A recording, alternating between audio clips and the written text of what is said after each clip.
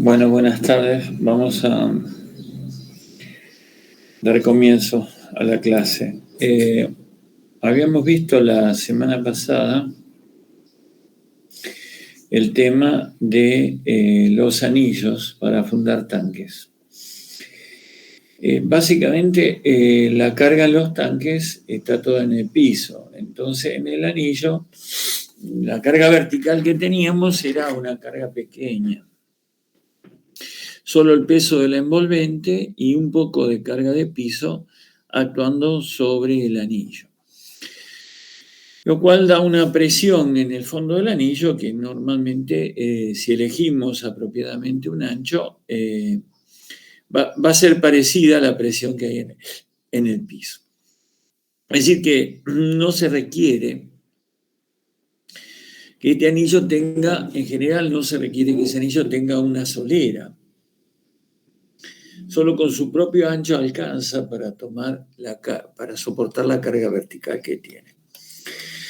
Pero cuando tenemos un silo, como ya vimos, por el efecto del silo, se transmite una carga importante a través del anillo. Y no va a alcanzar con un anillo simplemente para soportar toda la carga que viene o que cae sobre el anillo debido a la pared. Es decir, la pared del silo viene con una carga significativa. Y además el peso de la envolvente del silo de hormigón es importante también, que no es como en un tanque de agua o un tanque de chapa, ¿no? Que es una carga pequeña. Entonces, la historia es que con un anillo simplemente no nos va a alcanzar para tomar esa carga. Vamos a necesitar una solera. Entonces, vamos a necesitar un ancho B más grande que el ancho del anillo para soportar la carga. Así que tenemos que hacer el análisis de todas las cargas que nosotros tenemos que considerar. Y para empezar, las cargas verticales que tenemos actuantes sobre toda esta fundación, que es anular, no es una base con una viga recta, ¿no? Es anular. Tenemos la carga PS1, que es la carga que trae la envolvente del tanque, del silo, perdón, que en este caso se supuso que es de piso plano, pero si fuera una tolva sería parecido. Tenemos el peso propio, eso es lo que llamé PS1, ¿no? Bueno, si después, para seguir el orden, tenemos PS2, que sería la carga vertical, consecuencia de la carga del piso en el silo en el medio ancho de la solera, de la base. Tenemos PS3, que sería el peso del pedazo de piso que tenemos sobre la solera. PS4 sería el pedazo de carga de tierra, de relleno que tenemos, que tiene forma rectangular. PS5, el pedacito que tiene forma triangular. PS6, el triángulo de carga que tenemos acá afuera. PS7, otro triángulo de carga. PS8, el pedazo de vereda que incide directamente sobre la solera. Y PS9, el peso propio del anillo. Todo eso sumado da la fuerza RS. Y la fuerza RS dividida el ancho B da la presión QS en el fondo de la zapata. Y esa presión QS tiene que ser menor que la presión admisible que tiene el suelo a la cota I2 de fundación que nosotros tenemos sobre, en función, supongamos que este sea el nivel de terreno natural. Entonces, en definitiva, con la resultante RS, dividiendo por la presión admisible, si lo queremos hacer al revés, sacaremos el ancho B que necesitamos.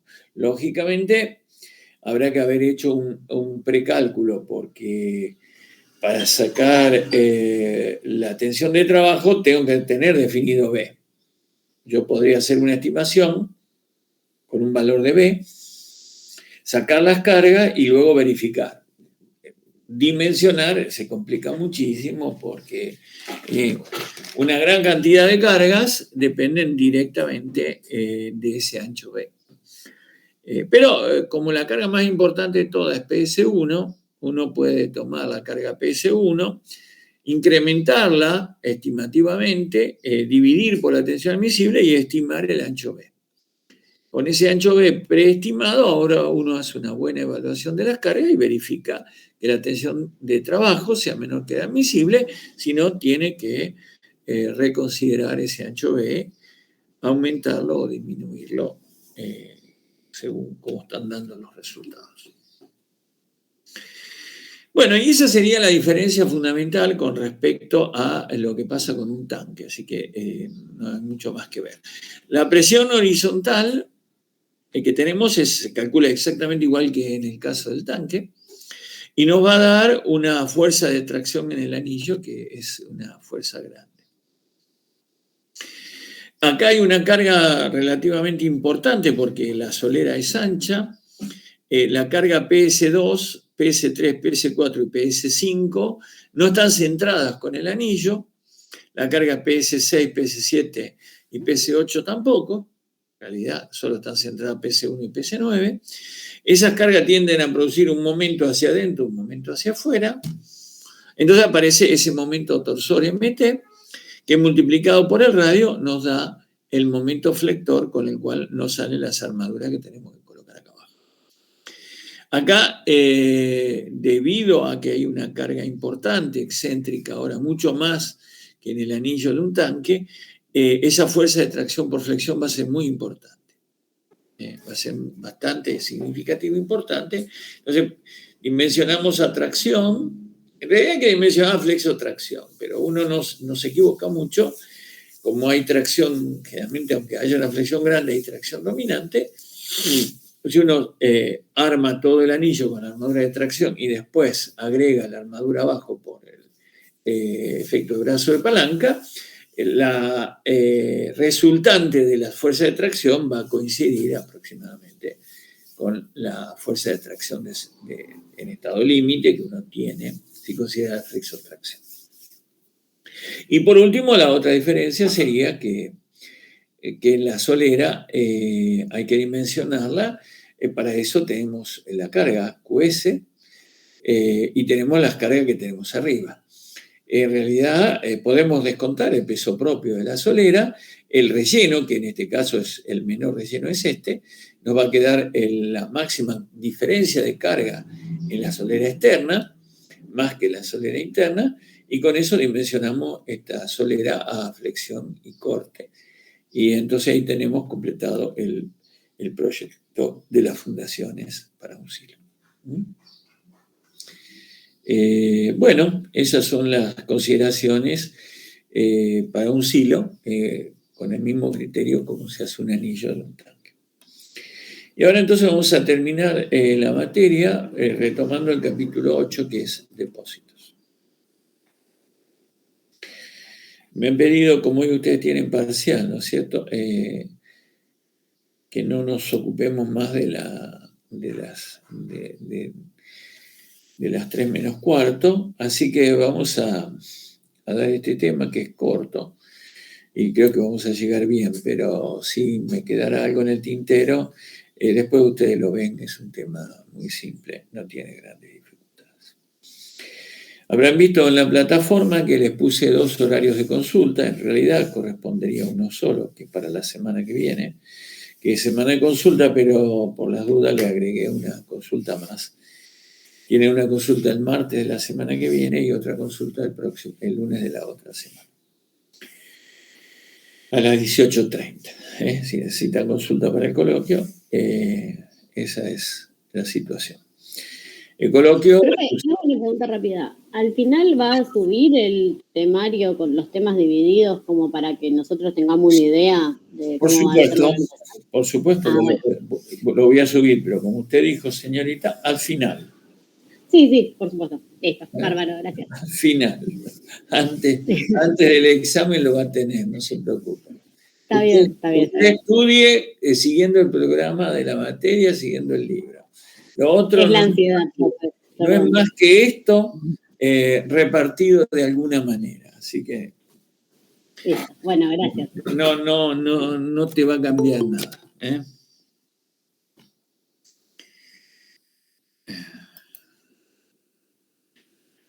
Bueno, vamos entonces al tema de depósitos.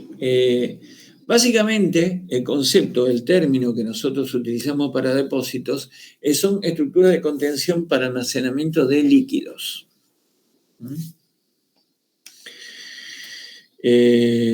Así lo define, por lo menos, el Eurocódigo 1 en la parte 4. Así lo define el ítem 1.4.16. Llama depósitos a las estructuras de contención empleadas para almacenamiento de líquidos. Y básicamente a los depósitos se los puede clasificar dentro de 3 grupos: los que están enterrados, los que son superficiales y los que son elevados. Los que están enterrados, dentro de los que están enterrados podemos encontrar varias tipologías. La más linda y la más agradable de todas, especialmente en esta época, las piscinas, por ejemplo. Es una estructura de contención para almacenar agua. Hay piletas o piletones que también pueden ser para agua potable, por ejemplo, o agua para potabilizar. Para residuos pluviales, para retención de residuos pluviales, para cloacales industriales que tienen que ser sometidos a tratamiento, que no se pueden drenar en forma directa. Elementos para separar grasas, aceites, solventes, soluciones industriales, etc. En toda la industria de nuestra zona hay muchos elementos de este tipo, piletas o piletones, para esos fines precisamente. Hay cámaras y pozos de bombeo, es decir, por ejemplo, a veces uno va conduciendo algún líquido y de pronto lo tiene que elevar, entonces porque lo tiene que bombear para sacarlo a otro nivel, a otra altura, etc. Los reservorios son depósitos para almacenar agua potable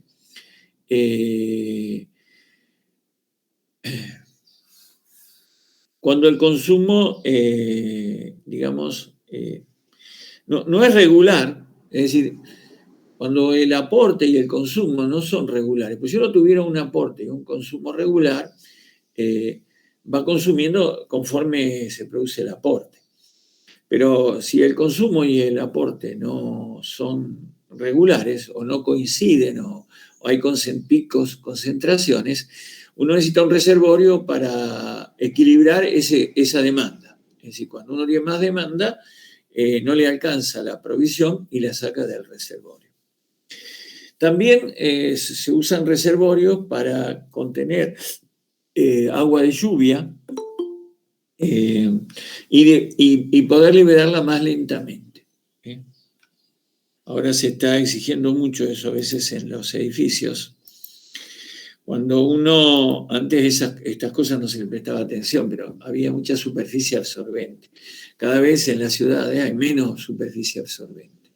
Entonces hay más líquidos pluviales para ser drenados a través de los conductos. Y a veces, cuando hay lluvias muy grandes y muy fuertes, los conductos no tienen la capacidad de evacuar todo ese líquido rápidamente y ahí es donde se producen las inundaciones. Entonces, si hay reservorios, uno puede retener una cierta cantidad para que después se libere más lentamente. Así que no todo lo que cae junto y muy rápido sale rápidamente. Va a ir saliendo más lentamente si no tiene reservorio donde los va conservando. Las cisternas son un tipo particular también de reservorios que básicamente son para contener líquidos, a veces agua potable, también a veces combustible. Pueden tener dimensiones muy diversas en plantas, pueden ser muy grandes, a veces pequeñas, pero pueden ser tan grandes a veces. Las cisternas, especialmente en plantas de suministro de agua potable en grandes ciudades, que pueden requerir techos e incluso con columnas interiores, porque a mí me ha tocado hacer cisternas, por ejemplo, de 50 metros por 50 metros, para tener una gran cantidad de agua. Y eso no se puede tener, si es agua potable no se puede tener sin techo, porque está el riesgo del ingreso de materiales que le quitan la potabilidad. Así que bueno, eso es otro tipo de solución que uno tiene. Cuando los depósitos están a nivel de superficie o están sobreelevados, se los llama tanque. Aunque a veces también a los que están en forma superficial se los llama piletas. Pueden ser piletas o pueden ser tanques. Eso, es decir, que la denominación en este tipo de depósito no es clara y única y contundente. A veces alguien llama pileta a una cisterna, a veces llama pileta a un tanque que está sobre el nivel de piso, en fin. A veces hablamos de una cisterna, a veces hablamos de un reservorio. O sea que son términos parecidos, sinónimos, a veces no del todo bien usados, pero bueno, que expresan este tipo de depósitos que uno puede tener. Lo que normalmente nunca hay dudas son sobre los tanques elevados. A los tanques elevados nadie le dice otra cosa que tanque elevado en general.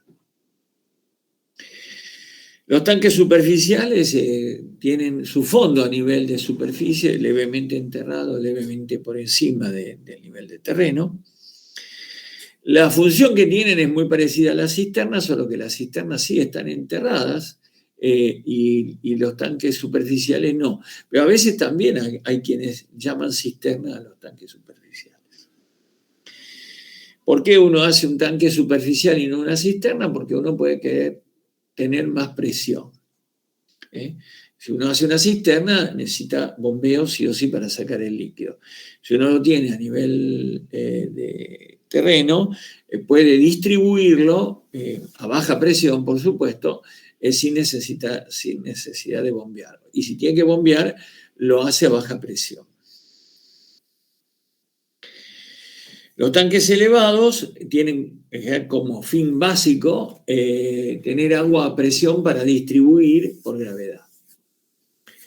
En estos tanques se distinguen generalmente dos partes. Una que es la que contiene en sí el líquido, que es lo que se llama cuba, y la estructura soporte o estructura portante de esa cuba, que puede tener diferentes formas según las características. Desde un pórtico espacial, un tabique, fustes huecos, etc. Incluso hay mucho de arquitectura o de diseño arquitectónico a veces en los tanques elevados, que en las otras obras son más simples.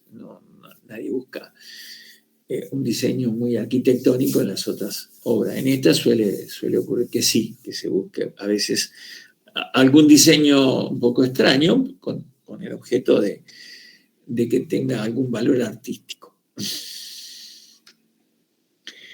Bien. No hay un reglamento especial para depósitos y el reglamento CIRSOC 201 del 2005 no trata especialmente este tema.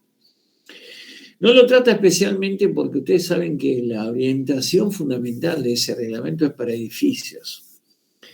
Ahora bien, como dentro de ese reglamento se tratan las losas, las vigas, las columnas y las cáscaras, y cuando uno mira a los depósitos no va a encontrar otra cosa que no sea eso. Todos los elementos componentes dentro de un depósito están específicamente tratados o pueden ser tratados en base a la reglamentación CISOC.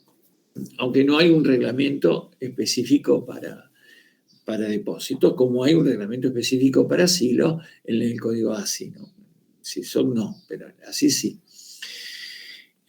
Bueno, pero nosotros no tenemos. Así que nosotros nos vamos a arreglar con el reglamento CISOC 201 vigente para tratar los elementos que componen estas piezas, que ya les digo, no son otras cosas más que losas, vigas, columnas, tabiques, cáscaras. No hay otra cosa que no sea eso. Bien, esta figura da una idea muy simple de lo que es un depósito enterrado. Podríamos decir que esto es una cisterna, esto es un tanque a nivel de piso, un tanque superficial, y esta sería un tanque elevado. Estas serían básicamente las tres tipologías esenciales. Aquí hay algunas fotos. Esta es una foto de una planta de tratamiento, una planta de tratamiento. Acá ven tres tipos de elementos. Este es un tanque, es un decantador primario. Ven ustedes, es un tratamiento de un proceso industrial. Ven que el líquido tiene un color amarronado, rojizo, porque tiene residuos industriales, entonces hay que separar. Estas son piletones que están a nivel de terreno natural, o sea que están enterrados. Y esto es una gran pileta también, que en este caso es simplemente un gran depósito por debajo del terreno natural, revestido para que no haya contaminación del suelo. Esta es también una pileta para proceso de tratamiento. Acá hay claramente una estructura de hormigón armado, acá también, acá en definitiva, más que de una estructura de hormigón, es una estructura de revestimiento. Esta es una foto clásica de un tanque clásico, muy parecido al que nosotros tenemos ahí en la zona del IMAE, la zona del CUR. Tiene un pórtico espacial y arriba hay una cuba. Esta es una forma constructiva como tanque IMSE, muy clásico en algún momento. Hoy ya este tipo de soluciones no se usa, no es muy usual. Esta foto la puse para que ustedes vean algunos de los problemas típicos y clásicos que aparecen en los depósitos de hormigón armado, y son las fisuras. Como nosotros sabemos, el hormigón armado siempre va a trabajar fisurado. Hay que tratar de minimizar esas fisuras, hay que tratar de evitar que la fisura sea muy grande y que en principio se autosellen. Cuando empieza a escurrir agua, cuando hay fisuras y se filtra un poco de agua, ese agua que escurre produce una calcificación de los materiales, una segregación calcárea de los materiales que hay en el cemento, en la pasta cementicia, y eso solo termina obturando, si son fisuras pequeñas. Si son grietas muy grandes, no va a haber manera, obviamente. Por eso lo importante es controlar el tamaño de abertura de las fisuras para que sean pequeñas. Entonces, porque en lo que tiene que ver con el cálculo de los depósitos, yo no tengo mucho para contarles, porque en definitiva habrá que calcular losas, vigas, columnas, tabiques, cáscaras. Pero sí, miremos un poquito los detalles, las cuestiones constructivas, en qué cosas hay que prestar atención, para que no simplemente nos pongamos en hacer cálculos y no prestar justamente el debido recaudo a estas cosas que después van a traer dolores de cabeza y problemas. Entonces, una de las cosas que hay que pensar siempre que vamos a hacer un depósito de hormigón armado es en cómo controlamos la fisuración. porque vamos a tener fisuración. Hay que saber convivir con ella, hay que advertir al cliente que esto le va a pasar. Hay que ver cómo se soluciona esto. Entonces no lo muestro a esto como, es decir, miren qué barbaridad a ese animal al que le pasó esto. De ninguna forma. Esto nos pasa a todos los que hacemos. Si somos más cautos y más cuidadosos, tal vez tengamos menos inconvenientes. Pero escaparnos de esto es realmente muy difícil. No es una cosa que... Nosotros sabemos que el hormigón armado trabaja fisurado. Tenemos que hacer que esas fisuras puedan ser controladas, pero no mucho más que eso. Y después se pueden adoptar medidas de protección para impermeabilizar, en la medida de lo posible. Pero entonces algo en lo cual yo me siento obligado a hacerles ver para que ustedes presten atención en este problema, que es un problema que les va a pasar. Acá tienen otro problema, es otra obra donde ustedes ven los problemas de la fisuración. En este caso han utilizado algunos métodos, técnicas para sellar esas fisuras, que en principio yo no sé si la obra está, digamos, con líquido o no. Si no está con líquido, no sabemos qué va a pasar después de esta reparación. Si está con líquido, habría sido exitoso, porque acá no se estaría viendo mancha húmeda. Me da toda la sensación que esta es una foto en proceso de reparación, por eso no vemos que haya pérdidas. No sabemos si esto ha sido exitoso, pero si pudiéramos evitar que tengamos que hacer esto, sería algo muy bueno. Acá ven una obra a gran escala, son esos decantadores que yo les mostré, o clarificadores. Esta es una estructura hecha premoldeada y pretensada, con piezas premoldeadas y pretensadas. Pero adviertan el tamaño, esto debe tener 50 metros de diámetro tranquilamente. Yo después sí les voy a mostrar algunas obras que yo hice parecidas a esta, pero no pretensadas, no prefabricadas, elaboradas in situ. Bueno, son obras muy grandes, en este caso al estar pretensado se obtiene un resultado interesante que uno puede llegar a controlar mucho mejor las fisuras. Bien, no sé si después aparecen algunas otras fotos que yo dije que le iba a mostrar. Me parece que no las puse, no las puse. Bueno, ya ni me acuerdo lo que hice. Bueno, a ver, ahora me queda la duda. ¿Qué hice? No las puse.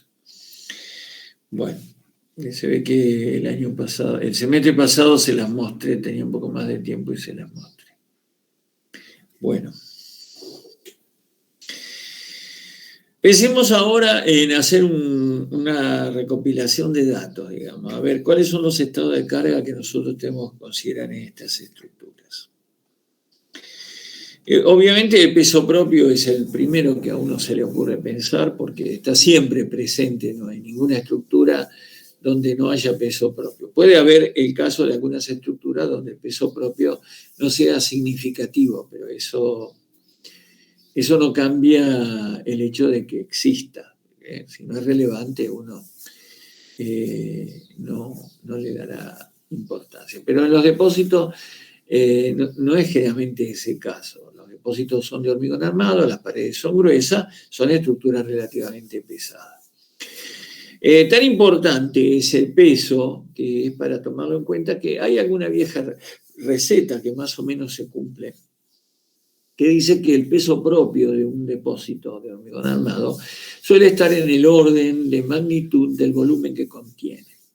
Entonces, si ustedes están haciendo un tanque elevado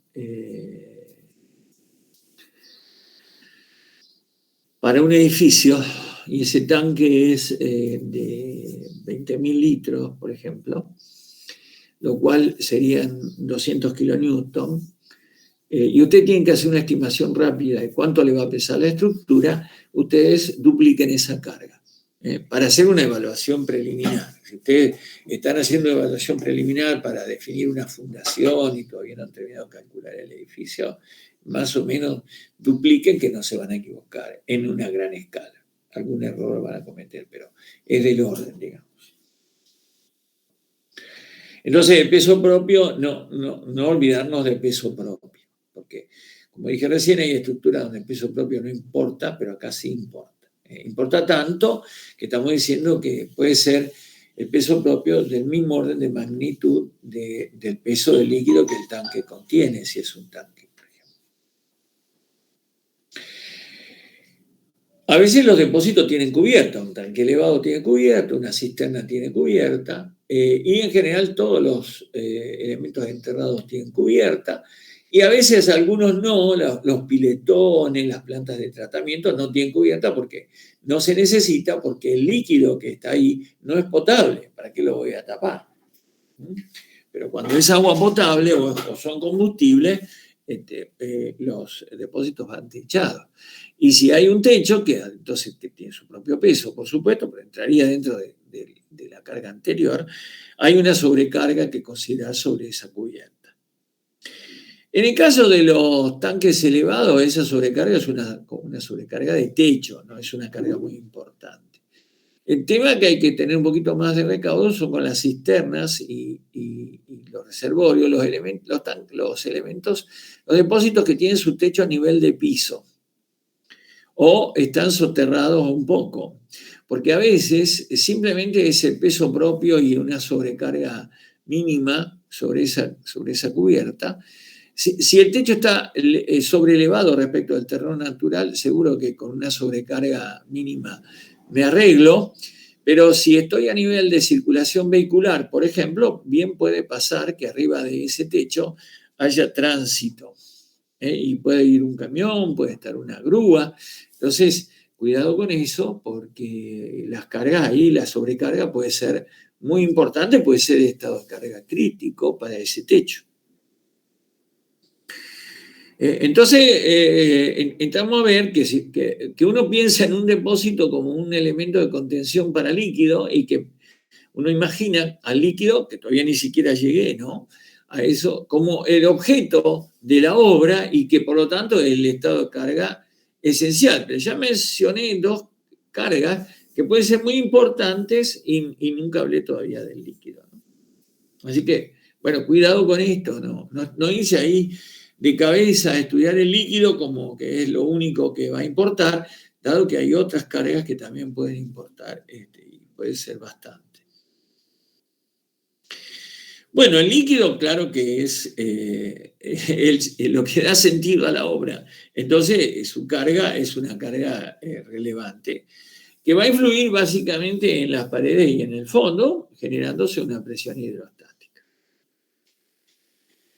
La presión hidrostática, si hay un techo, yo no lo dije acá en el libro, pero si hay un techo vinculado monolíticamente con las paredes, de alguna manera también la presión hidrostática influye por transferencia de esfuerzo al techo. No por acción directa, pero no debería por acción directa, pero por acción indirecta sí. Bien. Con respecto al líquido, hay algunas cuestiones importantes a tener en cuenta. Primero, ¿cuál es el peso específico del líquido que se contiene? Porque en general siempre pensamos en agua, pero hay otros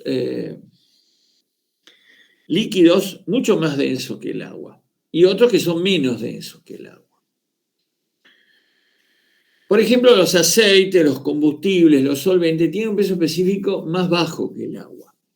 Pero cuidado, porque a veces hay que hacer una prueba hidráulica antes de usarlo con esos líquidos.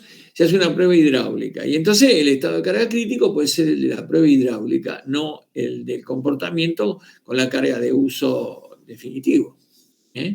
Así que cuidado, en general, cuando uno va a pensar en un líquido,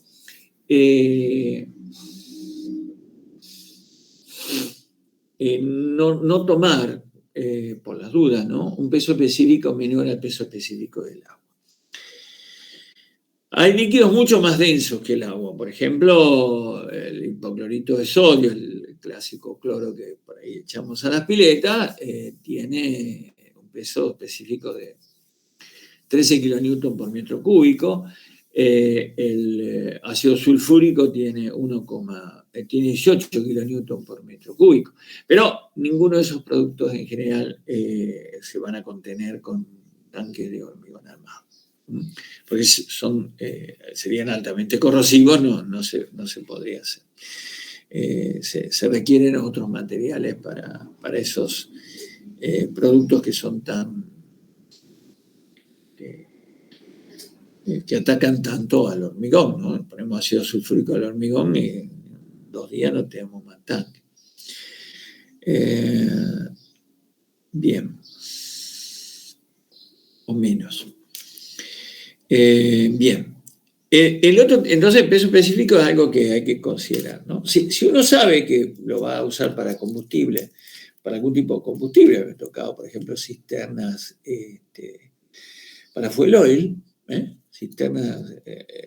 cisterna hecha de hormigón armado bastante profunda para fuel oil, para máquinas que trabajan con ese combustible en la industria. Nunca el fuel oil tiene un peso específico más bajo. No iban a hacer ninguna prueba hidráulica y me dijeron, calculalo con el peso específico del fuel oil. Bueno, si uno acuerda eso con el comitente, es lo que hay que hacer. En este sentido es muy importante, a veces me desvío un poco de lo que dice el libro, ¿no? Pero me parece que está bueno hacer eso. Como no hay una norma específica para calcular depósito, si uno no tiene que tener conflicto con su comitente, es muy sano, antes de empezar a hacer el proyecto y el cálculo, pactar y dejar eventualmente, si uno puede, por escrito, bien claras las pautas con las que uno tiene que hacer el proyecto. Para que después no le salgan con un martes 13, digamos. Porque supónganse que ustedes están haciendo un cálculo de una cisterna para fuel oil para un constructor, y ustedes adoptan el peso específico del fuel oil, le entregan la memoria de cálculo con el proyecto ya ejecutivo. El comitente decide hacer revisionar ese trabajo, se encuentra con un revisor que empieza con alguna historia, le pide otro peso específico y ahí hay toda una serie de ida y vuelta. Difícil establecer después quién tiene razón, quién no tiene, demoras en la ejecución de la obra, es decir, inconvenientes para todos.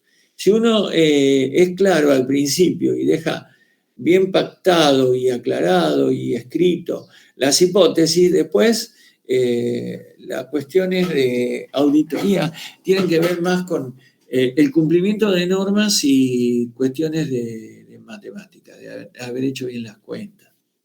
Ya no hay en todo eso grandes secretos, no hay grandes secretos. Bueno, otro tema es el nivel de llenado del tanque. El nivel de llenado es un dato muy importante, porque a veces se pueden cometer errores groseros si uno no presta atención a esto. Normalmente ningún tanque se llena en forma completa, porque en general, por ejemplo, un tanque de provisión tiene un flotante para que no rebalse. O sea, cuando se llena, se tiene que detener el sistema de provisión. Entonces, generalmente hay tanques automáticos, mecánicos, electrónicos, eléctricos, como fueran, pero algún sistema mixto que hace que cuando se llega a un cierto nivel, el sistema de provisión se detiene. La bomba que está llenando el tanque para decirlo en forma sencilla. Eso hace que el tanque nunca se llene en forma completa. Pero ¿qué pasa si el flotante falla? Y hay una falla y entonces el sistema no advierte que se llegó al límite de llenado y continúa con su llenado hasta rebalsar. Y ahí es donde tenemos un problema. Entonces, si uno quiere considerar solamente el nivel de llenado, hay que asegurar que el tanque tenga un sistema de rebalse. Un sistema de rebalse. Es decir, si inmediatamente después del nivel de líquido que fija el flotante, yo tengo un agujero en la pared, un caño de drenaje, lo que ustedes quieran, algo que cuando se supera ese límite, el agua o lo que fuera, empieza a salir por ahí, bueno, yo tengo controlado el nivel de llenado. Si el orificio tiene el tamaño suficiente para que el caudal que emerge sea igual al que entra, hay una pequeña cota de remanso por encima del borde de ese agujero y a partir de ahí ya no más porque todo el flujo que entra sale. Y entonces ese sería el límite que yo puedo tomar porque no hay ninguna posibilidad física que el tanque se llene más que ahí. Pero si no hay nada, ningún elemento de rebalse, yo tengo que poner en mis cálculos que el tanque se llena hasta el nivel de salida que tenga en el techo. Y eso puede indicar una sobrepresión. Pero hay que ser cauto con esto. ¿Por qué hay que ser cauto? Yo acá les hago una advertencia para que ustedes presten atención. Porque a veces uno no, con inexperiencia, por supuesto, nadie nació sabiendo nada, o muy poco, o muy pocas cosas.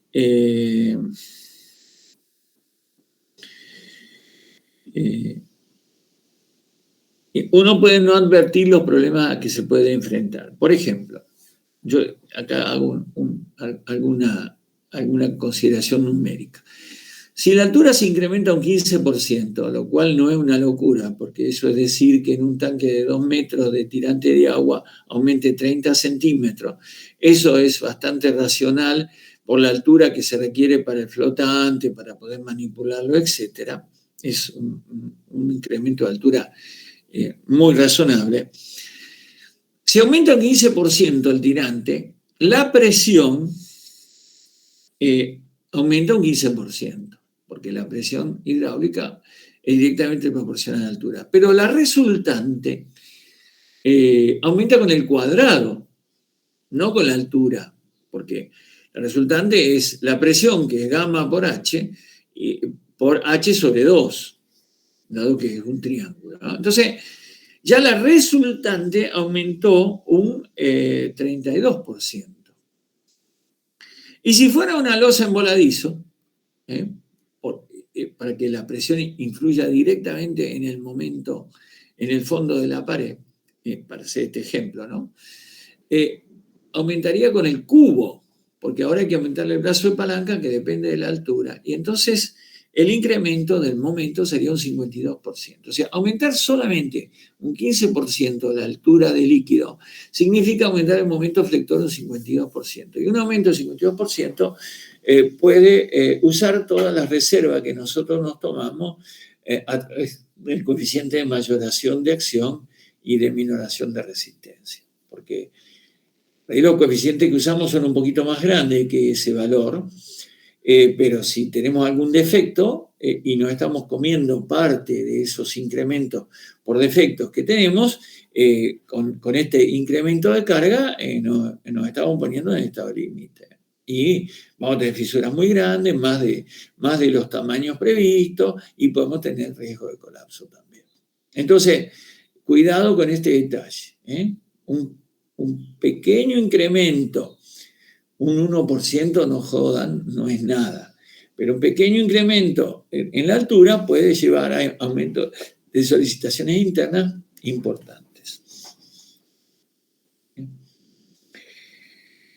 Entonces hay que cuidar este detalle. Imagínense, por ejemplo, una cisterna que está enterrada con un techo a 50 centímetros por debajo del nivel de terreno, que tiene una cisterna que debajo del techo todavía está a 30 o 40 centímetros más abajo, falla el flotante, no hay sistema para drenar, porque en una cisterna no le van a poner un agujero al costado para drenar, el líquido va a seguir subiendo y recién va a salir cuando desborde por la tapa que tenga a nivel de terreno. O sea que el incremento de presión puede subir 80 centímetros, 90 centímetros. Si el fondo de la cisterna es 3 metros, 90 centímetros más es un 30%. Y un 30% al cuadrado, 1,3 por 1,3 es... y después por 1,3, si ustedes quieren, para el momento, más que duplica el momento flector, van a tener un problema. Estamos haciendo una cisterna que está soterrada, obviamente, y su techo también, lo más sensato es considerar la presión del líquido a nivel de desborde, no a nivel de flotante. Otro estado de carga que hay que considerar, aparte de la presión del líquido, cuando corresponde, obviamente, es el empuje de suelo. Justamente recién hablaba de una cisterna, entonces viene bien para hablar del tema del empuje de suelo. En una cisterna, un estado de carga que puede ser crítico, en algún sentido, es el empuje de suelo. O sea, yo voy a tener empuje de tierra y lo voy a tener que pensar que ese empuje va a estar actuando cuando la cisterna esté sin líquido. Entonces, un estado de carga va a ser considerar la presión de suelo sobre las paredes de ese elemento que tiene presión de suelo, como por ejemplo en una piscina, en una pileta de natación, sin líquido, sin la presencia de líquido, porque en todo caso el líquido y el suelo de alguna forma tenderían a compensarse. Y eso es lo que tenemos que considerar que vamos a tomar en cuenta. Por supuesto, en un tanque elevado no se nos ocurre pensar en empuje de suelo, pero hay muchas obras, muchos piletones, reservorios, etcétera, que están enterrados, aunque sea parcialmente, y empuje de suelo va a ser un estado de carga que seguramente tenemos que pensar, que tenemos que tener en cuenta. También puede pasar algo muy importante, que yo tenga un tanque enterrado, una cisterna, por ejemplo, en un lugar que tenga susceptibilidad de que la napa suba y que la napa se ubique por encima del fondo del depósito, de la cisterna. Esto no ocurre a lo mejor mucho en cisterna porque uno, antes de decidir la profundidad de una cisterna, va a pensar un poco bien dónde puede llegar la napa. Pero sí va a ocurrir, por ejemplo, mucho en las cámaras que uno tiene en las cámaras cloacales, pluviales. A veces las cámaras cloacales, a veces los caños cloacales vienen de muy lejos, con mucha pendiente, se van enterrando y uno llegaría indefectiblemente por debajo de la cota de desagüe y entonces necesita cámara de bombeo. Porque si no, si uno lo hace drenar con pendiente natural, pero si no da pendiente no tiene escurrimiento. Pero si se va extendiendo mucho la distancia, se baja tanto que llega por debajo de la boca de desagüe. Entonces tiene que ir poniendo cámaras. Esas cámaras a veces tranquilamente pueden estar con la napa alta por afuera y entonces tengo presión hidrostática externa. Y además su presión. Es decir, hay una presión de líquido externo en el fondo del depósito que me lo quiere levantar y arrancar. Y con esto hay que hacer algunas consideraciones, tener algunos cuidados de cómo hacer el análisis. Para ordenar simplemente entonces, si hay supresión externa, hay presión externa de suelo y además eventualmente de napa, de agua, ese estado de carga se analiza con el depósito vacío, siempre el depósito vacío. Si hay presión de suelo solamente no hay supresión, pero si hay líquido hay supresión. Entonces hay que verificar el levantamiento de la obra. Hay que ver que por la supresión esa cámara o esa pileta no se arranque, no se levante, no flote. Ese sería el estado a tomar en cuenta. Cuando uno piensa que el depósito está lleno, en general, si el depósito está enterrado, no considera el empuje pasivo del suelo. Es un criterio de seguridad.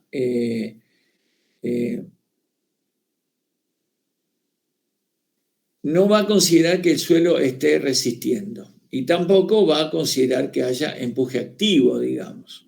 Es decir, simplemente lo va a considerar como si fuera que el depósito está al aire, y se va a poner del lado de la seguridad.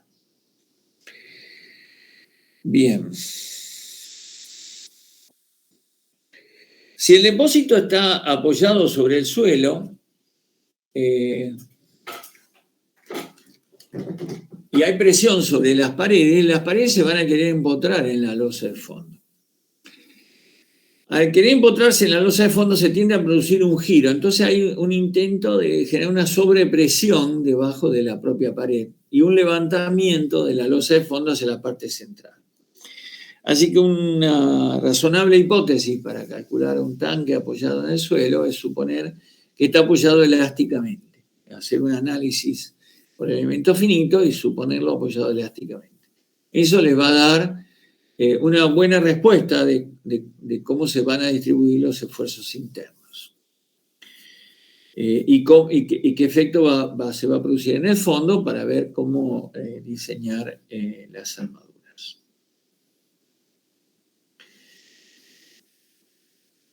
Bien.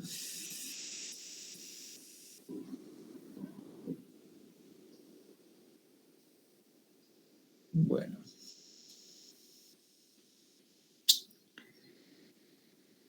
Un dato importante es el siguiente. En general, no digo que siempre se haga, y en las obras viejas seguro no está hecho, pero en las obras nuevas, en las cisternas, cuando son cisternas para agua potable, muchas veces se busca impermeabilizar externamente para que no haya ni pérdida ni ingreso de líquido. Si hay una pérdida es un problema porque se va a dañar el suelo lateral y eso puede provocar algunos problemas a la obra o a los elementos colaterales, porque el suelo puede perder capacidad resistente y pueden cambiar los empujes y demás. Pero el problema no sería tan grave, a lo mejor eso podría no ser grave. Pero sí lo que podría ser grave es que por fisuración en la cisterna, si hay una napa contaminada externa, esta ingrese a la cisterna y entonces contamine el agua potable. Y eso sí podría ser un serio problema porque eso podría provocar daño a la salud pública y ahí estaríamos con un problema muy, muy complicado. Entonces a veces se requiere impermeabilización. Una impermeabilización externa. Esa impermeabilización, en general, hay que construirla antes que uno haga la propia estructura. Normalmente lo que se hace es se excava el suelo, se lo reviste con una estructura no tan firme, pero una estructura sobre la cual uno puede hacer una impermeabilización, se protege la impermeabilización para que no se dañe, especialmente si es una membrana plástica, durante la construcción, y después por sobre eso recién se construye la cisterna. Con todo este tipo de construcciones, de ninguna manera uno puede pensar que luego la estructura se va a apoyar en el suelo, porque se han interpuesto elementos que no garantizan que la estructura se pueda apoyar. Cuando en realidad la cisterna está construida hormigonada contra la tierra, contra el suelo, y es un suelo firme, uno los estratos superiores puede descartarlos como aportante de empuje pasivo, pero ya en la parte más profunda uno ya podría empezar a pensar de que la estructura se apoya sobre el suelo. Es decir, descartar los estratos superiores, pero ya en los estratos inferiores es suponer que hay empuje pasivo que resiste los empujes. Para no involucrar un empuje pasivo que uno tiene que ver qué tipo de empuje es, el criterio que generalmente se hace es suponer que hay un apoyo elástico, así que alguna reacción elástica del suelo, entonces conforme a las deformaciones hay alguna compensación de las presiones interiores, parcialmente. Pero para hacer esta hipótesis hay que estar muy seguro de que el suelo sí va a poder reaccionar contra la estructura. Si no, mejor no considerar. La supresión es un problema serio porque con el tanque vacío puede ser que si la napa sube mucho, a veces hay cámaras cloacales que se hacen en los barrios, en las zonas urbanas, para después bombear los residuos cloacales. En lugares donde la napa está alta, la napa puede llegar casi a veces en algunos lugares hasta el nivel de terreno natural. Entonces la supresión que se produce en las cámaras esas es muy grande. Para evitar la flotación hay que tener peso suficiente para compensar esa carga de flotación. Y eso puede resolverse de muchas formas. Una forma es, por ejemplo, aumentar los espesores de las paredes y eventualmente la losa de fondo para que uno tenga suficiente peso y eso compense con un cierto grado de seguridad la carga de flotación. Un truco que suele usarse, que a veces que hemos usado muchas veces, es colocar aletas. Si uno coloca una aleta exterior, por ejemplo, en este caso la aleta, ahora ya voy a criticar esta solución. Esta aleta está colocada en el fondo, parece muy razonable, entonces uno tiene hasta nivel de terreno peso de suelo que se incrementa al peso propio de la estructura vacía y eso aumenta el valor de la carga estabilizante. Colocar la aleta en el fondo tiene una desventaja y es que si la napa sube, pongámosle que subiera hasta el mismo nivel interior, toda la tierra que nosotros colocamos está en flotación. Por lo tanto, no me pesa con su peso específico seco, sino que me pesa con su peso específico sumergido. Entonces no me ayuda tanto. Si yo tengo napa hasta acá, por ejemplo, y a partir de ahí no me va a subir la napa, la aleta, y yo puedo hacer la aleta en una situación intermedia, tendría la ventaja que de ahí para arriba, todo el suelo que coloque sobre esa aleta actuaría con todo su peso. Sería un lastre completo. Y eso podría ser mejor. O sea que no siempre quiero decir con esto que la mejor solución significa poner la aleta en el fondo. A veces puede ser más conveniente que la aleta esté en una posición intermedia. Un segundo, por favor.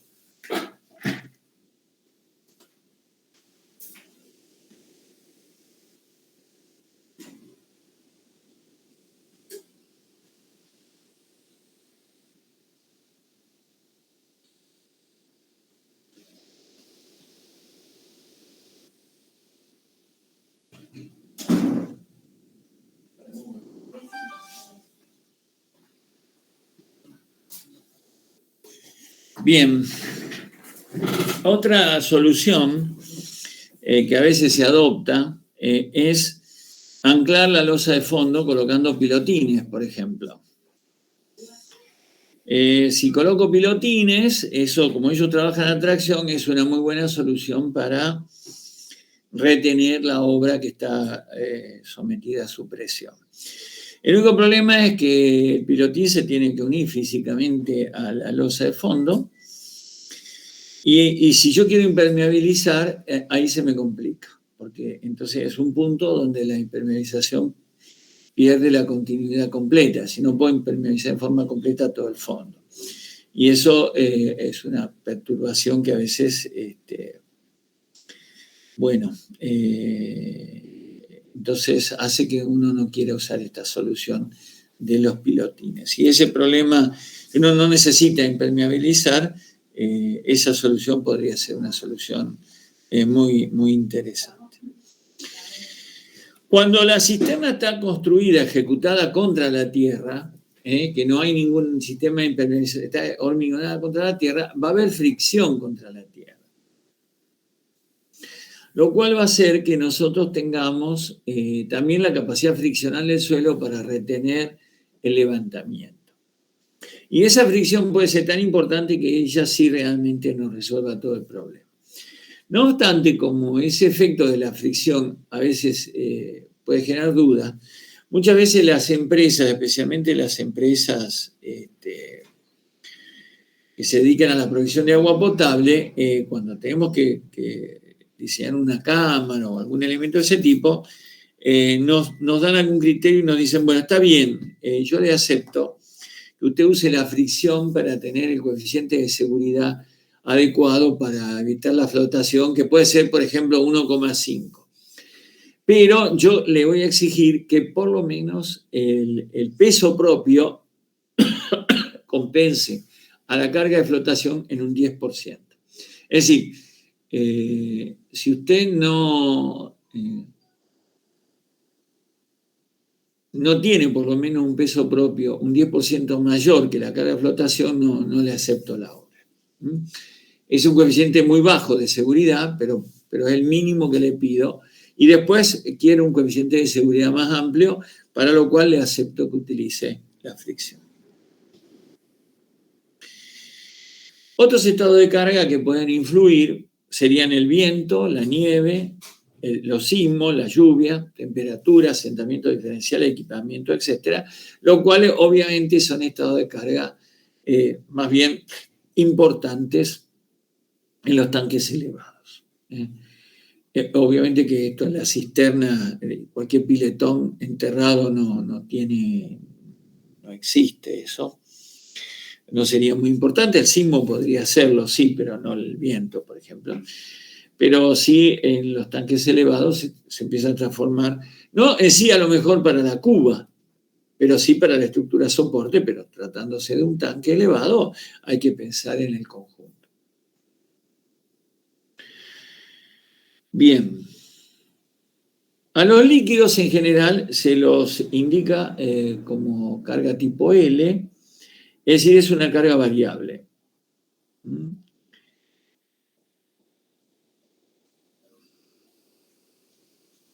Pero si son líquidos que tienen una acción permanente, se los define como un estado F y se lo trata como carga permanente.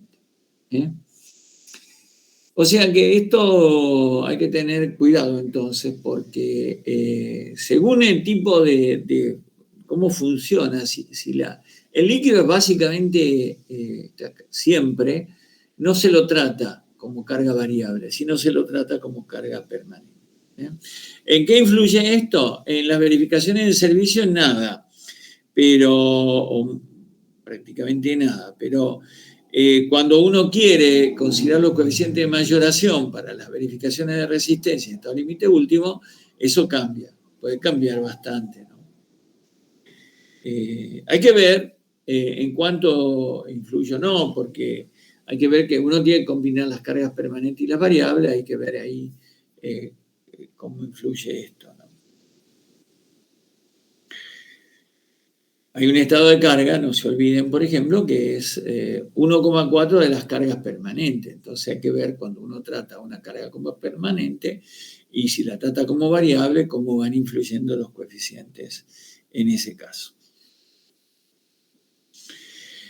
Bien, hemos dado un pantallazo general donde obviamente no nos metimos prácticamente nada en el cálculo, pero sí en toda una serie de consideraciones con la cual yo trato de despertarle su interés y curiosidad en la consideración de todas aquellas variables y elementos que ustedes necesitan tener en cuenta a los fines de realizar su proyecto y a los fines de realizar su modelo y a los fines de realizar su cálculo y dimensionamiento. No olvidarse de ninguna carga, no olvidarse de cómo funciona, tratar de reconocer. Por eso todo esto que es muy descriptivo, pero no es solamente descriptivo para ilustrar, es descriptivo para que sirva de enunciación de cómo es el problema que ustedes tienen que afrontar. La descripción de la obra es esencial para entender el problema. Y a partir de la comprensión con la descripción del problema, uno, por ejemplo, empieza a identificar las cargas.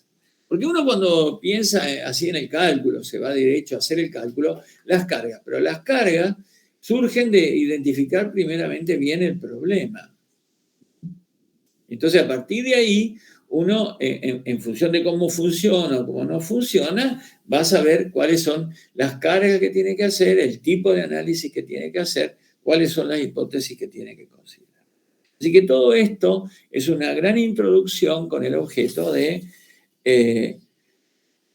no perderse alguna cosa y cometer algún error simplemente porque uno ha omitido una parte del problema. Bien, vamos ahora a la parte correspondiente a análisis estructural y dimensionamiento. Es muy difícil, hablando del tema de depósito, tratar de generalizar un análisis estructural, porque no hay un análisis estructural tipológico. Los depósitos son muy diversos, tienen una gran variedad. Entonces, ¿qué solución típica les puedo plantear? Puedo hacer un ejemplo o algunos ejemplos, pero no hay una manera de generar un método genérico de análisis, porque cada estructura que ustedes van a resolver como depósito es diferente o distinta de otras. No hay una estructura tipo, un depósito tipo. Es decir, bueno, todos se resuelven de esta manera.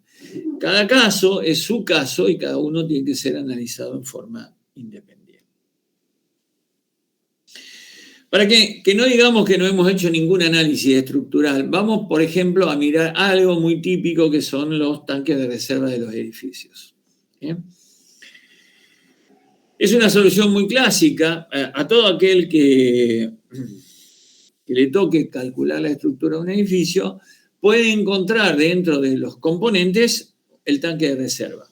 Sería un elemento que va a encontrar. Entonces ustedes van a tener que resolver las losas, las vigas, las escaleras, las columnas, los tabiques, las fundaciones y el tanque de reserva. Y ese tanque de reserva, en general, en los edificios suele ser algo más bien prismático. Hoy por hoy se está usando mucho colocar tanques de plástico, de acero inoxidable, y ya no se hacen en todos los edificios tanques de reserva de hormigón armado como se hacía más anteriormente o más antiguamente. Pero todavía hay casos de quienes prefieren un tanque de hormigón armado. No es que ya ha caído absolutamente en desuso. Yo digo que cada vez se usa menos o en este momento se usa poco, pero no es que si ya no se usara nunca más, ni siquiera se los mencionaría. Pero de cada tanto, de cada 3 o 4 edificios, uno nos piden que tenga tanque de reserva de hormigón. Antes eran todos, ahora es uno de 4 o uno de 5. En la mayoría de los casos suelen ser tanques prismáticos. En general van a tener una losa de fondo, una losa de techo y paredes. Y van a estar apoyados sobre columnas o sobre tabiques. En general, lo más clásico es que tengan 4 soportes en las esquinas. Y normalmente suelen tener un tabique divisorio central. ¿Por qué? Porque se suele dividir el recinto en 2 partes, de manera tal que eso facilite que uno puede hacer la limpieza de un recinto mientras el otro sigue dando la provisión de líquido. Si uno tuviera un solo recinto, en algún momento para limpiarlo dejaría al edificio sin agua. Entonces, generalmente tiene que tener por lo menos 2 recintos. Acá hay un ejemplo de un modelo hecho por elementos finitos, donde más o menos ustedes ven lo que yo les mencioné. Esta sería una modelización. Acá en este dibujo no está incluida la losa de techo, que está incluida en este modelo, la hice sacar en este dibujo para que se pudiera apreciar mejor cómo son los recintos. Entonces, la losa de fondo, las paredes, tendríamos en definitiva 7 paredes, 6 laterales y una pared central, o 4 laterales y un tabique divisorio. Eso todo depende de cómo lo quieran mirar. Y después tendríamos la losa de techo con alguna tapa para el acceso, para la limpieza, para manejo de flotantes, etc. Entonces, esto se puede resolver a mano, sin ninguna dificultad, es muy simple hacerlo. Toda la vida lo hemos hecho a mano. Ahora que tenemos la posibilidad de usar programas de elementos finitos, a uno se embala tal vez a hacer este modelito y resolverlo por elementos finitos. Pero no es obligatorio hacerlo por elementos finitos. Al final y al cabo acá, en resumen, lo que tengo que pensar es que tengo lo siguiente. La losa de fondo, que se lleva toda la carga del líquido, y las paredes laterales que toman la presión horizontal del líquido. La pared intermedia funciona también como una viga de gran altura, apoyándose en dos vigas laterales. Y las paredes laterales funcionan también como viga de gran altura, apoyándose en las columnas. Entonces, acá hay una composición de elementos que trabajan de diferentes formas. Es decir, las paredes trabajan como placa, sometidas a flexión por la presión horizontal del líquido, más bien que a flexión, a flexotracción. Muy importante no olvidarse que hay tracción, porque los esfuerzos de corte que se generan en cada una de estas placas laterales, las paredes laterales, para equilibrar la fuerza de presión del líquido, se equilibran esos esfuerzos de corte con esfuerzos de tracción en las paredes contiguas. Entonces, todas las paredes laterales están flexotraccionadas y además sometidas a corte. La losa de fondo produce una carga inferior, entonces nos tenemos que acordar de lo que aprendimos en viga de gran altura, que esa carga tiene que colgarse de las vigas laterales. Y las paredes laterales y la intermedia también, aparte de trabajar como losa, terminan trabajando como vigas de gran altura. Entonces, eso es lo que tenemos que saber y hacer el análisis. Lo podemos hacer en forma manual, no hay ninguna dificultad. Esto se puede calcular simplemente con tablas como las de Ertug, calcular las losas, sacar las reacciones, con las reacciones de corte, transformarlas en esfuerzos de tracción en la losa continua, considerar la flexotracción, dimensionar y después serían todas vigas de gran altura simplemente apoyadas, con alguna carga directa, alguna carga indirecta, como sea.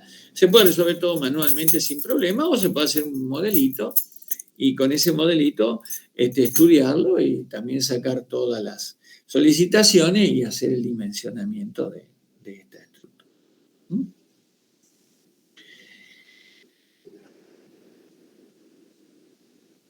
Bueno, no hay mucho más para comentar. Acá tienen algunos.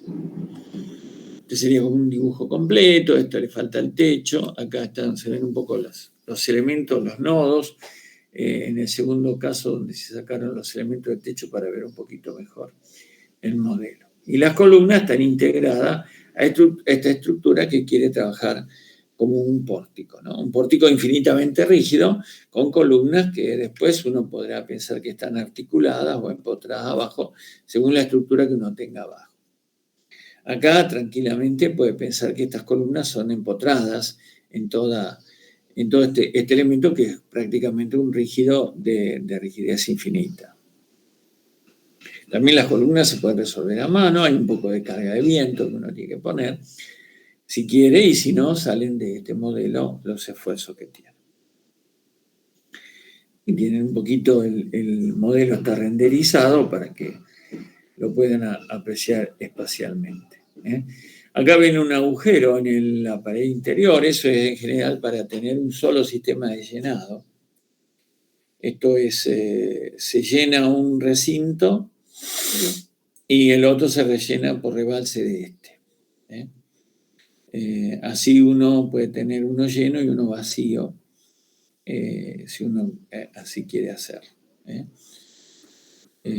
Primero obviamente se llena uno de los dos y después se llena el otro. También uno, si quiere, puede tener doble sistema de ingreso con doble flotante e ingresar y llenarlo en forma independiente. En ese caso no necesita colocar un agujero. Bien.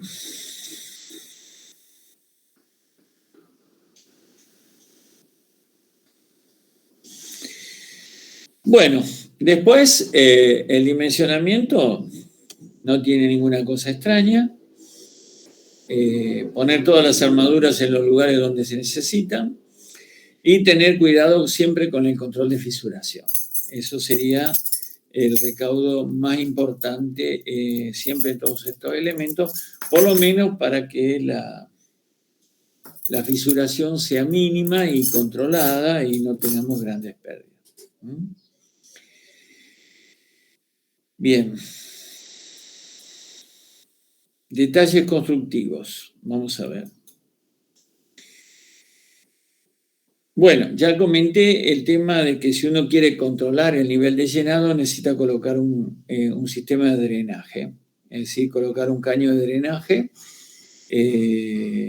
o una abertura para rebalse. Entonces eso asegura que no se va a llenar nunca más que hasta ahí. Si no, el tanque se llena hasta el techo y rebalsa por el techo. Los tanques de agua potable requieren periódicamente algo de limpieza. Entonces, los ángulos muy marcados, muy filosos, acumulan mugre, suciedad. Y eso después no es fácil de limpiar. Así que en general en los tanques de hormigón armado no se hacen aristas a 90 grados, sino se hacen chaflanadas, con chaflanes a 45 grados, con 10 a 15 centímetros de cateto. Después, cuando se hacen esos chaflanes, uno tiene la particularidad que si quiere, los usa estructuralmente y sirven de refuerzo para tomar los momentos de apoyo. Pero si uno quiere hacer un cálculo más rápido, no hace falta que lo tome en cuenta. Simplemente los trata como elemento constructivo.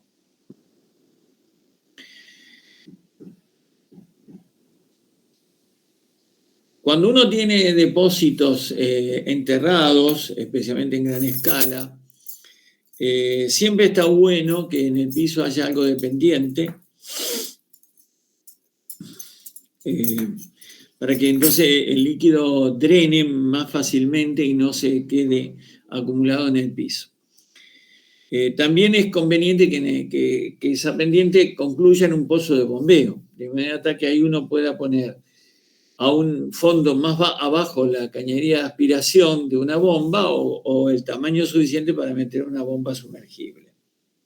De manera tal que pueda extraerse entonces todo el líquido.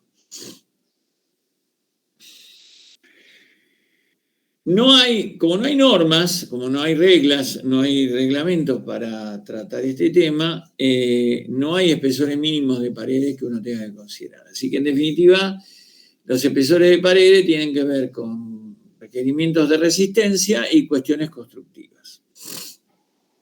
Como en general los tanques se arman con doble malla, no está muy bueno tener un espesor de pared muy pequeño, porque si no eso complica el colado del hormigón. Y si el hormigón no tiene un buen colado y quedan nidos de piedra, se imaginan que ahí hay que remendar, sin duda, y en esos remiendos son puntos focos seguros, muy probable que después haya pérdidas, que ahí haya inconvenientes. Entonces, sí es posible ser generoso con los espesores a los fines de que el colado sea un buen colado y evitar los problemas de tener que hacer reparaciones. Un especial cuidado y detalle de las armaduras en los encuentros de paredes y entre sí o paredes y losa de fondo, para que las armaduras materializan correctamente la transferencia de los esfuerzos internos, flexión, tracción, lo que haya que transferir, anclar correctamente las armaduras, asegurarse de la adecuada transferencia de los esfuerzos, de forma tal que siempre que uno puede a las armaduras traccionadas y las tiene que anclar, lo conveniente es anclarlas en zonas de compresión. En fin, hacer los empalmes correctos, es decir, cuidar el detalle de armado, porque si usted calcula muy bien un tanque, cualquier obra en general, pero en particular los tanques, ¿no? Y no lo arman bien, ahí van a tener un conflicto de resistencia, un conflicto de fisuras, etcétera, ¿no? Entonces, hay que cuidar el detalle del armado, de cómo se hace el armado a los fines de que no quede algo mal y algún esfuerzo que está en los papeles, que está en el cálculo, después no se lleve a la obra porque la armadura que se colocaron no permite que ese esfuerzo se transfiera. Y pensamos que había un empotramiento y en general cuando lo armamos hicimos una articulación y ahí armamos un gran lío, ¿no? Otro problema son las etapas de construcción. Cuando tenemos distintas etapas y es muy difícil que un tanque se haga todo de una sola vez, las juntas de hormigonado son puntos factibles de formación de fisuras. Entonces conviene en las etapas de hormigonado siempre colocar algún elemento que impida que si hay una fisura el agua atraviese la pared. Esos elementos son bandas de PVC, que también se las suele llamar de water stop, como las que se ven acá. Son justamente de plástico, de PVC. Una parte se deja enterrada en la primera etapa y una parte para que tome la segunda etapa. Y entonces esto hace que el agua que entra por esta fisura, por ejemplo, tenga que ascender por toda esta pared y atravesar esa pared para salir del otro lado de la fisura. Puede pasar, pero ya le estamos entorpeciendo mucho el camino. Y entonces eso suele ser una solución que adoptamos con mucha frecuencia, básicamente para conectar dos etapas de hormigonado. Si no tuviéramos el problema de agua, no lo haríamos, seguramente, pero cuando hay agua esto es prácticamente una regla de arte a no omitir. Bueno, yo temía que no me alcanzara el tiempo, pero sí me alcanzó y nos sobró un poco también. Bueno,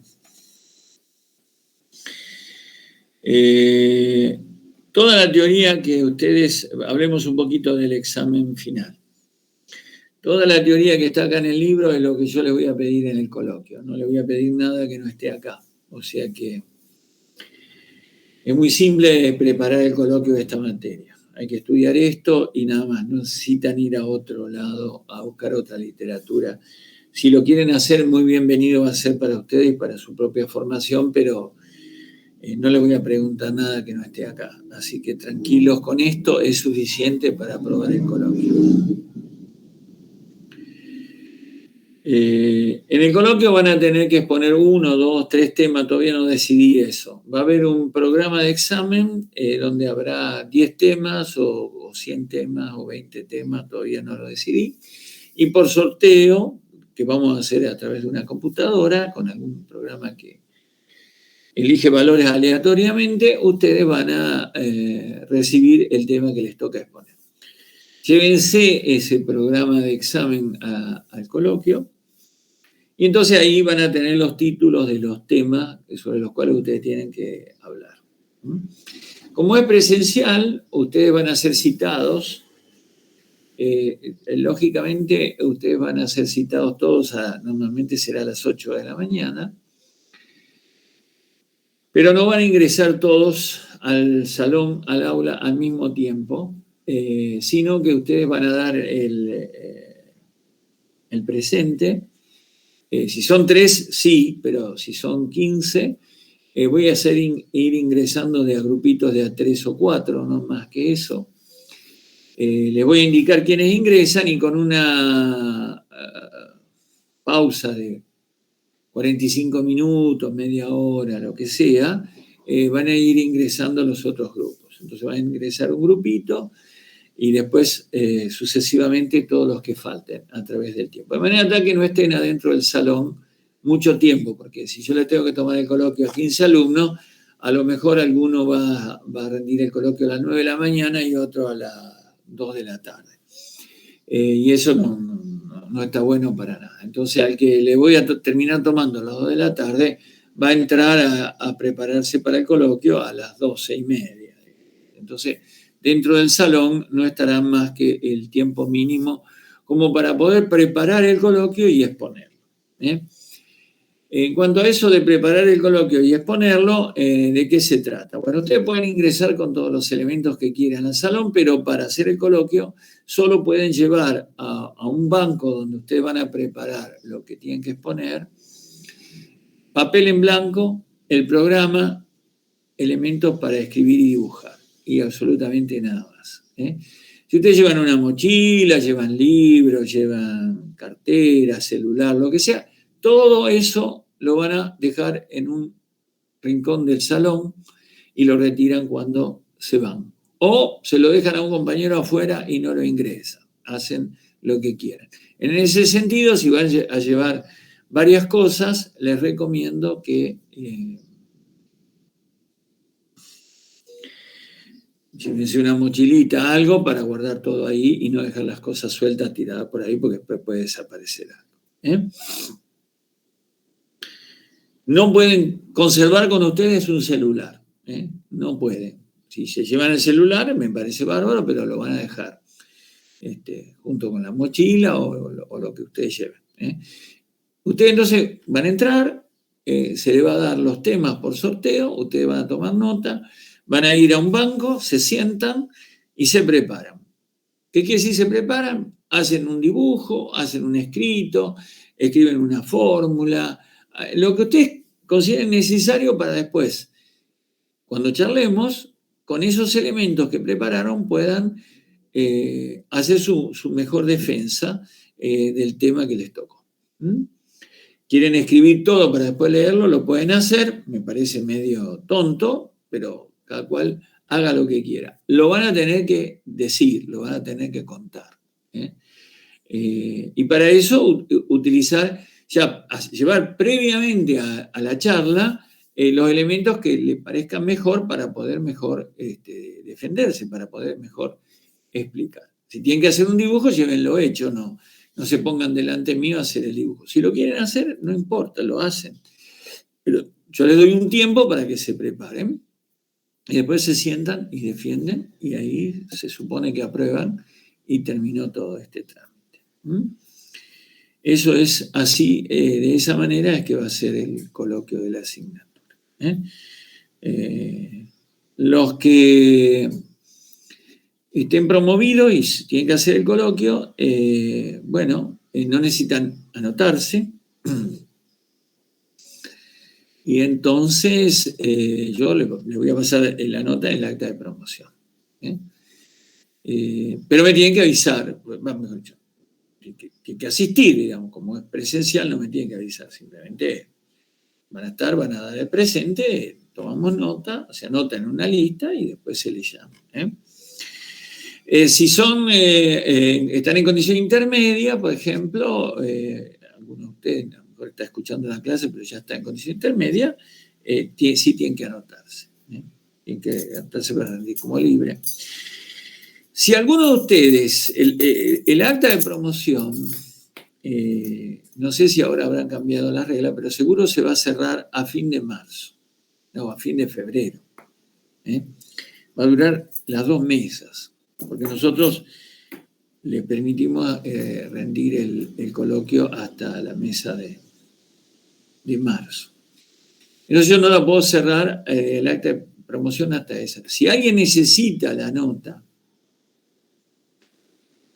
que se le pase enseguida. Pónganle que hay algunos de ustedes que ya la primera mesa quieren rendir el coloquio porque en la segunda mesa quieren rendir otra materia que es correlativa de esta. No sé, qué sé, pónganle.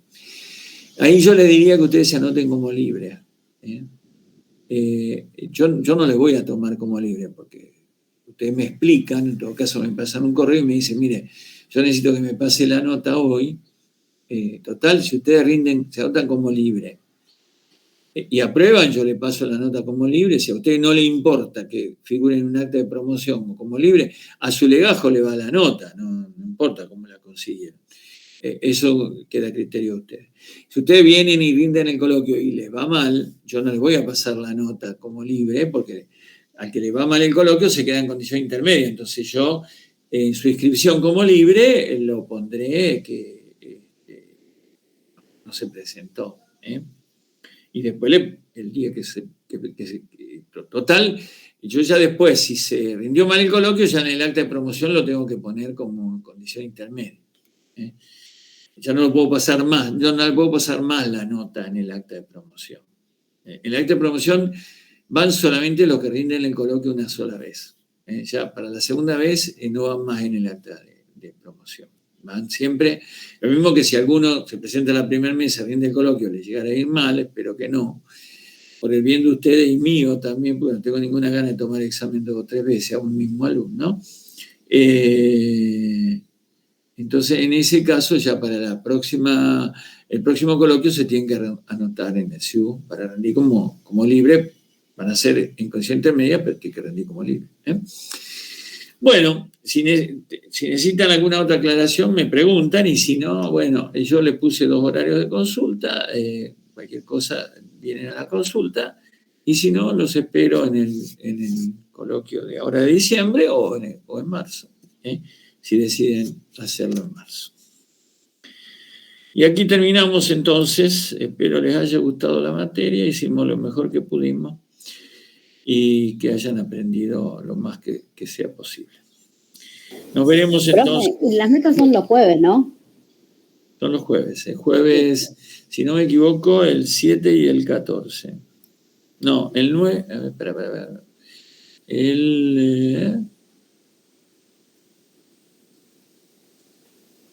Espérate, vamos a mirar bien para no meter la pata. Sí, jueves 9. No. El 9 y el, no sé, 23, capaz que nos tome una consulta. No, y el 16. 16. Ah, listo. Perfecto. Bueno, no, porque 7 y 14 son de resistencia. 7 y 14 tengo resistencia y 9 y 16 tengo con ustedes. Listo. Bueno, bárbaro. La semana que viene es consulta y después las otras 2 son semanas de examen. La semana del 24 ya no hay actividad, me parece. Vamos. Bueno, gracias por las clases. Nos vemos. Tengo una consulta. ¿El recuperatorio es un viernes 3 de diciembre? No sé. Porque mandó el mail y me pareció raro que sea un viernes y no un jueves, por eso consultaba. Yo no lo mandé, Sí, profe, salió como un aviso suyo de la plataforma, me parece. Que decía, sí. Yo no recuerdo que a lo mejor lo mandaron los chicos como un aviso mío, pero yo no lo mandé, No, ahora esta tarde aclárenlo bien. Ahora cuando, antes del parcial o después del parcial, aclaren bien.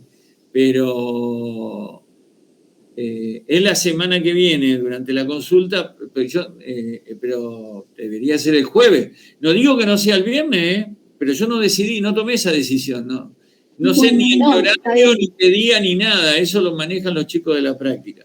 Si salió como un aviso mío, yo la verdad que no recuerdo que yo